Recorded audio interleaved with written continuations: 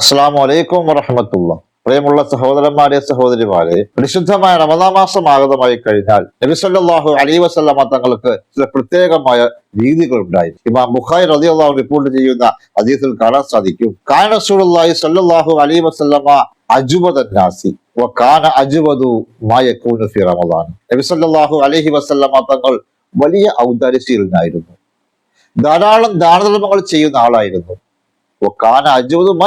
റമദാന, നബിതങ്ങളുടെ ഔദാര്യശീലം, നബിതങ്ങളുടെ ദാനധർമ്മങ്ങൾ ഏറ്റവും കൂടുതൽ കാണാൻ സാധിക്കുന്നത് റമദാൻ മാസത്തിലായിരുന്നു.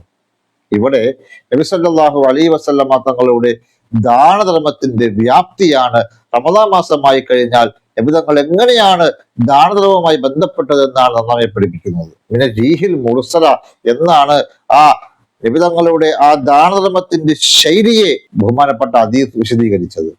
അൽ മുർസല എന്ന് പറഞ്ഞാൽ അടിച്ചു വീശുന്ന കാറ്റ്, മഴമേഘങ്ങളെ അടിച്ചു വീശി മുന്നോട്ട് ഗമിക്കുന്ന കാറ്റ്, എല്ലാവർക്കും ഉപകാരം കിട്ടുന്ന അതിവ്യാപകമായ ദാനധർമ്മങ്ങൾ നബി സല്ലല്ലാഹു അലൈഹി വസല്ലം തങ്ങൾ ചെയ്തിരുന്നു എന്നാണ് ഈ ഹദീസ് നമ്മെ പഠിപ്പിക്കുന്നത്. അതുകൊണ്ട് ഈ പരിശുദ്ധമായ റമദാനിൽ ആ നബിതങ്ങളുടെ ആ ഔദാര്യശീലം നമുക്കും പാഠമാകേണ്ടതുണ്ട്, നമ്മുടെ ജീവിതത്തിൽ പകർത്തേണ്ടതുണ്ട്.